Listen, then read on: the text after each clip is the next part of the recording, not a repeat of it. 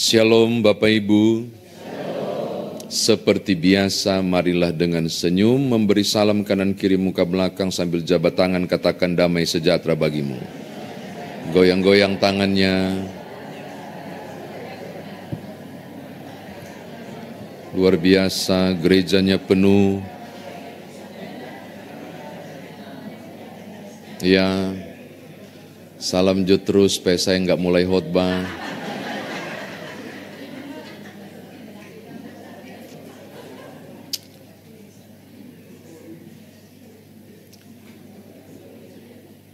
Anak muda, ini anak-anak muda nih, shalom.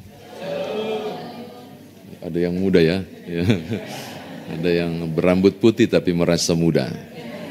Saya yakin anak-anak muda tahu apa itu permainan biliar. Ya, kalau main tolong ajak saya. Itu ada stick biliar yang kurang lebih panjangnya 1 sampai 1,5 meter. Hanya berbeda dengan itu tidak sama dengan yang dipakai oleh Samgar. Kalau saudara menemukan kata tongkat penghalau lembu di bacaan kita, teks asli menyebut malmat, itu kurang lebih model stick biliar tapi agak besar. Dia tidak langsung mengecil ke ujung, enggak. Dia tetap sama. Baru tiba-tiba paling ujungnya dia terkunci begitu mengecil, ditaruh logam. Tujuannya adalah sebagai senjata menghadapi yang menyerang kerbaunya atau lembunya, tapi juga untuk memukul lembu dan mengarahkannya ke kiri atau ke kanan. Jadi Samgar menggunakan malmat atau tongkat penghalau lembu. Sedikit catatan untuk Bapak Ibu. Samgar dalam bahasa Ibrani berarti pedang. Dia terjejer sebagai barisan para hakim, walaupun Alkitab tidak menyebutnya hakim. Beberapa penafsir mengatakan mungkin bukan hakim. Tapi bagaimanapun ada beberapa nama terjejer sebagai hakim, salah satunya adalah Samgar yang berarti pedang. Sapat dalam bahasa Ibrani, sapat itu hakim, punya 2 fungsi Bapak Ibu. Waktu dorang masuk Kanaan belum ada raja. Setelah Yosua mangkat itu kosong kepemimpinan. Jadi siapa yang harus memimpin? Hakim. Hakim berfungsi sebagai pemimpin, juga pembela, dan menentukan kebenaran ketika ada 2 orang atau kelompok tertentu yang bertikai. Jadi saudara bisa bayangkan fungsi ganda seorang hakim. Sebagai pemimpin, pembela, tapi juga menentukan kebenaran ketika ada pertikaian. Samgar melakukan kemungkinan besar fungsi itu. Sekarang saya ajak saudara membayangkan, ternyata profesinya adalah seorang penggembala lembu atau kerbau. Mungkin dia lagi asik duduk di bawah pohon, menikmati siang itu barangkali, tiba-tiba tanah bergetar, gitu, dia cari sumbernya dan dia lihat, wow, ada pasukan Filistin yang datang. Catatan untuk saudara, Filistin adalah tentara atau negara yang sangat hebat yang merongrongi Israel dan berbagai bangsa manapun pada zaman itu. Kategorinya sangat dikjaya. Bergetar itu tanah, tiba-tiba debu naik berterbangan dan dari jauh Samgar nengok, wow, ada pasukan perang 600 orang Filistin berkuda barangkali dengan senjata lengkap. Kalau saudara membacanya dan kalau saya bertanya, andai kata engkau dan aku ada di posisi Samgar, apa yang secara real dapat saudara lakukan?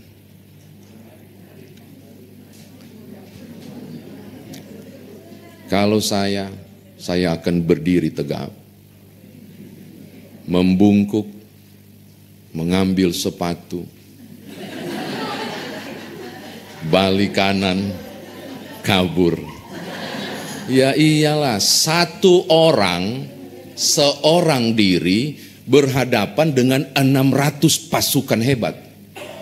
Maka logika saya akan bermain, impossible. Tidak mungkin memenangkan pertarungan. Maka logika berpikir saya adalah menyelamatkan diri. Persoalannya saudara, fungsinya sebagai hakim membela umat. Maka dia dapat dua opsi. Tetap bertahan untuk tugas itu dengan setia, atau balik kanan menyelamatkan diri. Itu persoalannya. Dan ajaibnya, Alkitab menyebut hal yang menarik. Dia tetap berdiri. Tidak balik kanan seperti rencana saya. Dia tetap berdiri. Dan berhadapan demi tanggung jawabnya. Saya mau bicara soal integriti. Integritas seorang pemimpin. Mau bicara soal kemampuan untuk melakukan responsibility-nya tinggi banget. Rasa bertanggung jawabnya sangat kuat. Maka saya mau katakan begini. Kalau saudara membaca kisah ini, mengapa Samgar bisa menang? Saya mau kasih hal yang pertama. Dia memiliki integritas seorang pemimpin dan pribadi jempolan. Kalau saudara ingin memenangkan pertarungan, engkau harus memiliki moralitas seperti ini. Rela berkorban demi kepentingan yang lebih besar.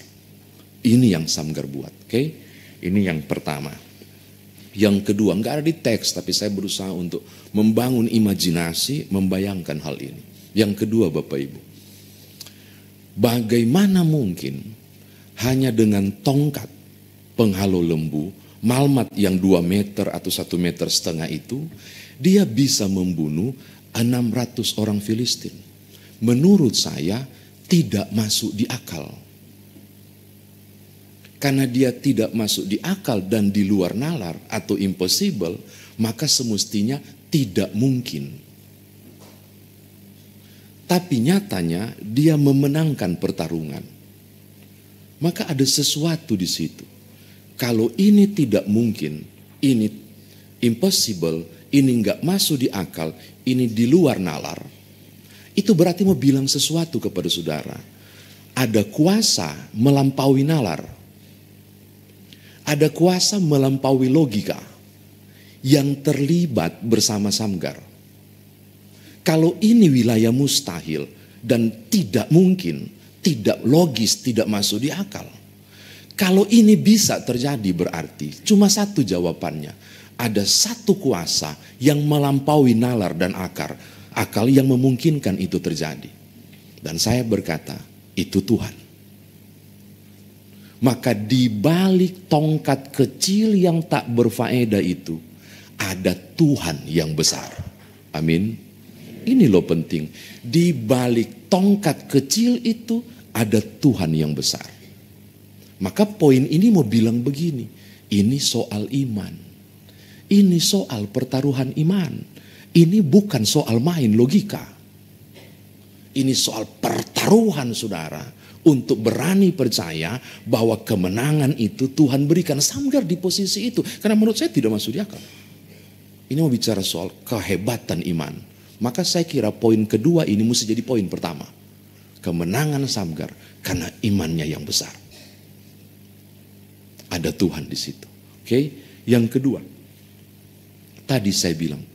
Kalau nggak masuk di akal, berarti kan ada sesuatu di balik kisah ini. Bapak Ibu tahu supranatural, mujizat. Okay? Supra itu di atas, natural itu alami. Berarti di atas alami. Makanya ketika dibilang mujizat adalah sesuatu yang di atas alami. Yang nggak masuk di akal. Sesuatu yang melawan logika dan konsep berpikir. Maka saya mau bilang begini poin kedua. Wilayah tidak masuk di akal selalu berdampingan dengan mujizat. Wilayah enggak logis selalu berdekatan dengan mujizat. Poin ketiga bilang begini, hati-hati. Siapapun saudara yang masuk wilayah tidak masuk di akal, impossible, jangan-jangan itu pintu masuk menuju mujizat. Gitu. Berapa banyak orang Kristen kalau sudah enggak masuk di akal bilang, aduh sudahlah. So tidak mungkin ini, sudah menyerah hati-hati. Wilayah nggak masuk di akal justru wilayah mujizat. Dan Samgar ada di situ. Yang cuma amin-amin kong absu termeh-meh ketika ada masalah.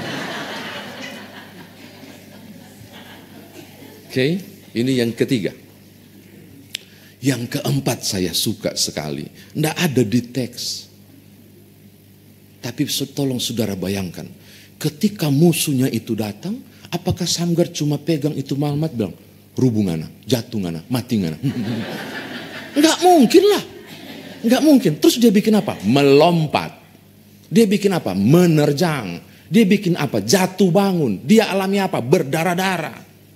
Robek-robek barangkali bajunya. Tang, dan seterusnya. Dia nggak mungkin. Dengan kuasa Tuhan. Sebelum kau dekat kau rubuh kau. Nggak mungkin. Dia menerjang dengan kekuatan yang dia miliki. Sesuatu yang dahsyat terjadi ketika dia buat gerakan-gerakan indah untuk melakukan. Ini ada anak-anak lagi menggunakan istilah membantai itu. Apa yang saya mau katakan? Betul ada Tuhan, Almighty God yang luar biasa. Betul engkau harus belajar percaya pada kuasa Allah. Tetapi tidak berarti engkau tidak berbuat apa-apa. Itu loh. Di balik Tuhan yang engkau percaya berkuasa pada segala sesuatu. Engkau harus prepare dan menyiapkan semuanya, mengayunkannya, melompatnya, jatuh bangun hingga tang dan memenangkan pertarungan. Ternyata kalaupun Tuhan berkuasa melakukan segala perkara, aku tetap tidak boleh berpangku tangan. Itu prinsip Sanggar. Terakhir, tadi yang keberapa ya? Yang kelima. Malmat loh, tongkat kecil itu menghadapi 600 orang Filistin dengan tongkat itu tidak mungkin.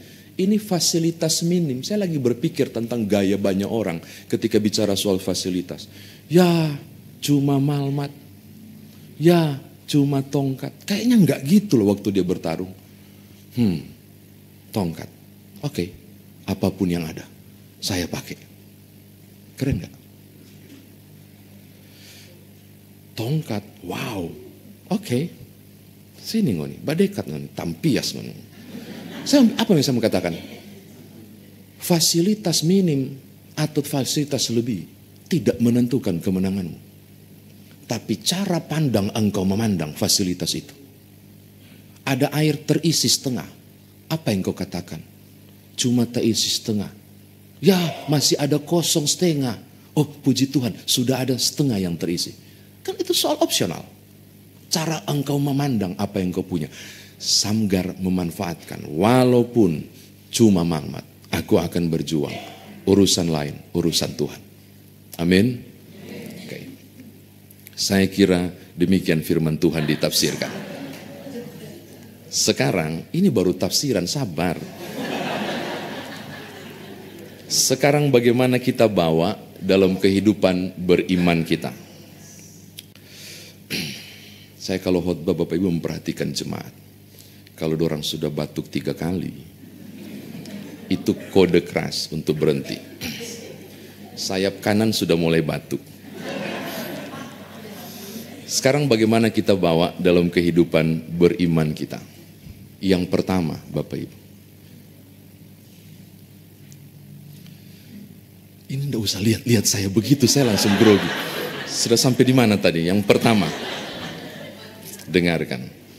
Saya tidak tahu dan tidak kenal Bapak Ibu secara dekat. Beberapa orang yang saya sapu mata begini, ada beberapa orang yang saya cukup kenal dekat.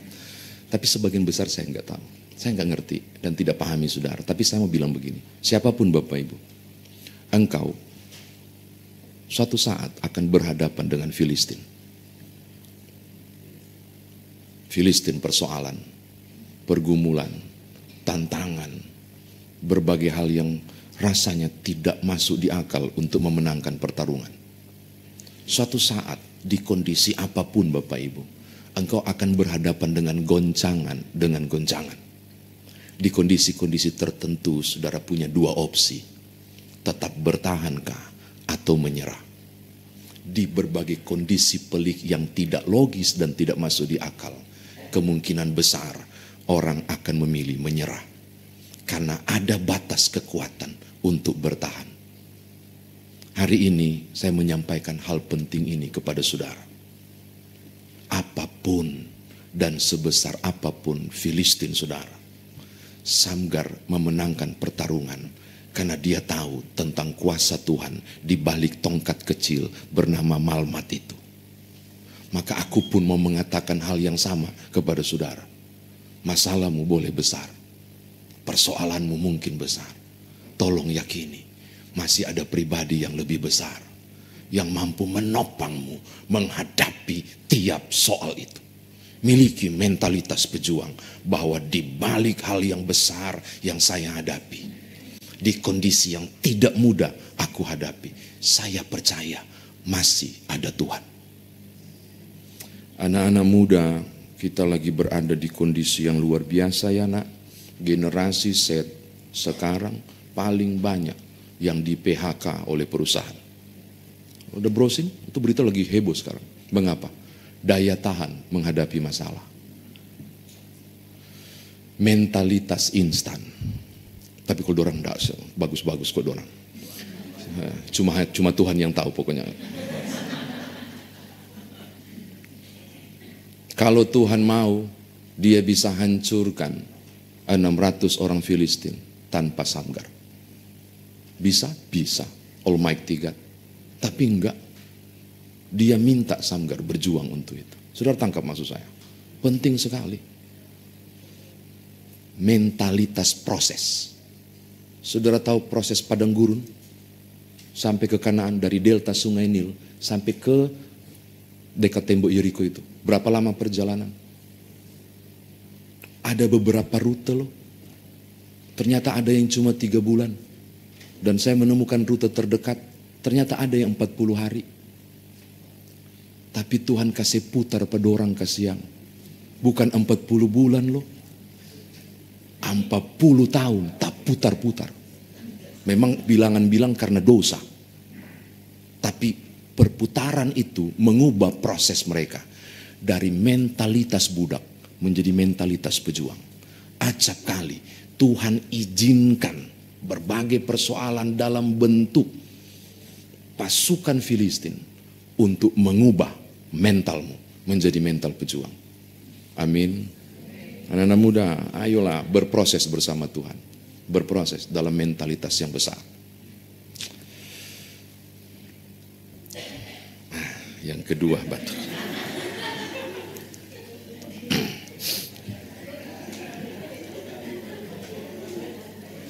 Yang kedua, Bapak Ibu,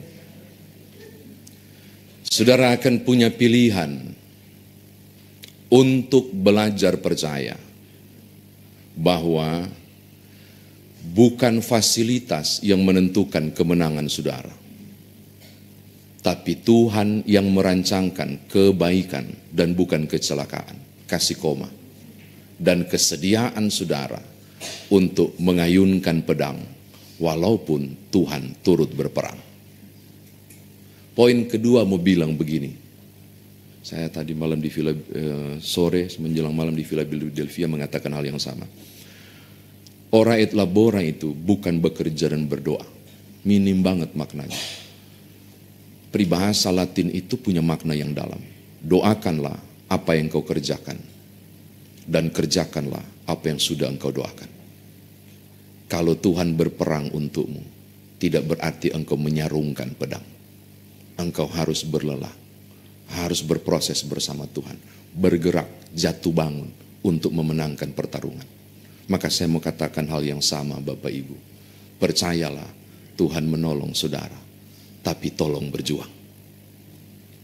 Percayalah kuasa Tuhan melampaui persoalan saudara, tapi tolong berdiri dan bangkit, segera bergerak.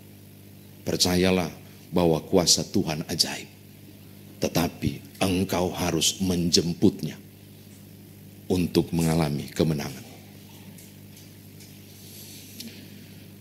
Kan kalau Tuhan berperang, Tuhan tidak butuh saya. Dia bisa memenangkan pertarungan, saya setuju. Kalau mujizat itu milik Tuhan, mestinya itu hanya kuasa Tuhan yang bekerja. Dia tidak membutuhkan saya setuju. Tapi saya mau bilang, Tuhan terlibat di dalamnya. Pernyataan ini pernah dibantah oleh beberapa orang dekat. Malaikat bilang, Pak Pendeta, masa orang harus berusaha? Burung saja di udara, tidak menanam, diberi makan oleh Tuhan. Bagus juga dia membantah saya dengan ayat Alkitab. Cuma saya bilang ke dia, jangan buka Alkitab. Tolong buka laptop atau handphone. Tolong googling dan cari tahu. Burung mana yang Tuhan kasih makan di dalam sarang. Cari burung mana yang Tuhan kasih ceke dari sarang. Orang Sangir bilang, yang Tuhan suap di dalam sarang. Cari tahu. Nyanda ada. Burung itu mesti terbang ke siang. Curi gandum petani, baru dia makan. Walaupun Tuhan yang kasih makan, dia harus ke pakan sayap. Walaupun Tuhan menyediakan segala jalan keluar, engkau harus berpikir berbagai hal untuk menemukannya dan menjadi pemenang. Makanya anak-anak muda ini hal yang tidak mudah. Kemenangan Samgar dalam iman pada Kristus, tapi perjuangannya tidak mudah. Harus ada berbagai hal yang dilakukan. Amin. Aminnya ragu-ragu, saya curiga Bapak Ibu kurang percaya. Benar loh Bapak Ibu bahwa seinstan apapun mujizat Allah, Tuhan bekerja, dia selalu mengajarkan kita pada mentalitas proses. Bukan mentalitas instan. Mujizat apapun, saya studi mujizat Yesus dari Matius sampai Yohanes, saya menemukan hal-hal yang menarik. Di balik hal-hal yang luar biasa, orang bilang wow hebatnya. Ternyata ada proses yang panjang. Pernah tahu air menjadi anggur? Yohanes pasal 2. Wow, keren banget. Air jadi anggur. Saudara lupa, siapa yang isi airnya? Bukan tiba-tiba terisi. Enggak loh. Tuhan Yesus bilang, ada 6 tempayan. Kau isi ya. Siapa yang isi? Bukan Tuhan Yesus. Tuhan Yesus waktu masih Kyrios. Dalam posisi Tuhan. So penuh, belum. Kasih penuh. Dorong pergi. Memang ini di Jurang Wangu yang buka keran langsung dapat air. Nyanda. Itu perjuangan loh ngisi-ngisi itu. Setelah sudah penuh, belum. Kalau belum jadi, isi dulu. Kan Alkitab bilang, kapan dia berubah? Setelah penuh. Pas penuh baru berubahlah. Langsung berubah. Apa yang saya katakan? Air jadi anggur. Itu tidak instan. Itu proses. Itu panjang. Tadi malam saya katakan juga, Yesus menyembuhkan orang buta sejak lahir di kolam Siloam. Ya, wow, keren banget, luar biasa, Almighty God, yes, amin. Tapi saudara tahu, prosesnya panjang, hampir 1 kilometer dia jalan ke kolam Siloam. Sementara Tuhan Yesus meludah itu kotor, ditempel, mama lele kesim baru dia begini, orang ketawa akang, tapi dia tetap maju. Pas dia basuh, terbuka matanya. Orang bilang, wow, itu luar biasa. Saya bilang, tunggu dulu, mundur 700 tahun. Siapa yang bikin itu kolam Siloam? Raja Hizkia, dan perjuangannya berat. Waktu itu ada Asyur yang sedang hebat menghancurkan. Makanya saya bilang, kalau tidak ada Hizkia, bangun kolam Siloam, Tuhan Yesus gak bisa bikin mujizat itu. Kalau gak terjadi, maka gak ada rumah sakit Siloam. Proses, sesuatu yang dahsyat. Oke? Sekarang ini terakhir, untuk Bapak Ibu bawa pulang. Saya mau tutup, mau bilang begini. Samgar tidak pilih kesenangan diri, tapi rela berkorban untuk target besar itu. Maka poin ketiga mau bilang begini. Di kondisi-kondisi tertentu akan ada pilihan. Apakah untuk saya atau untuk orang lain. Di kondisi tertentu, saudara akan menghadapi opsi pada tanggung jawab moral di hadapan Tuhan dan sesama. Untuk kesenanganku ataukah untuk kesenangan orang lain. Di atas segala sesuatu, untuk senangku ataukah untuk kemuliaan Tuhan. Samgar memilih berdiri di hadapan 600 orang Filistin untuk mengorbankan dirinya demi kepentingan banyak orang. Maka saya mau tutup untuk katakan hal yang sama juga kepada saudara. Kekristenan Bapak Ibu diuji bukan cuma haleluya puji Tuhan. Mohon maaf harus bilang gini. Bukan cuma amin. Bukan cuma berapa lama engkau tikang lutut dan sembahyang. Bukan seberapa sering engkau beribadah, enggak. Di luar sana akan ada banyak godaan tentang ukuran moral yang saudara harus penuhi. Salah satunya integritas tadi, salah satunya demi kepentingan orang banyak dan kepentingan pribadi. Maka sebentar ketika saudara keluar, opsi-opsi ini akan tampil. Seberapa besarkah saudara berkata tidak pada kepentingan diri? Tidak pada hal-hal untuk dosa. Tidak pada hal-hal yang menyenangkan pribadi. Dan ya untuk Tuhan, ya untuk sesama, ya untuk kebenaran. Itu opsi. Saya mau tutup untuk mengatakan ini penting sekali. Tampilan Bapak Ibu dan saya tampil beda. Maaf ya, kalau cuma berdoa, haleluya, pujian, penyembahan dan sebagainya. Enggak, itu belum Kristen. Kesaksian kita bukan di dalam sini. Kesaksian kita di luar sana. Jangan sampai hari Minggu torang kudus. Tapi Senin sampai Sabtu kudis. Perilaku hidup kekristenan kita tidak tampak di luar. Maka moralitas ini penting. Saya mau tutup untuk bilang begini. Mari menjadi Samgar. Yang berani mengatakan tidak untuk kepentingan diri. Bahkan untuk dosa. Tapi mari menjadi Samgar. Untuk berjuang dan bergerak bersama Tuhan. Menembus kemustahilan. Percayalah. Tidak ada yang mustahil bagi Tuhan. Tetapi engkau harus berjuang bersamanya. Untuk mewujudkan mujizat itu. Haleluya. Amin.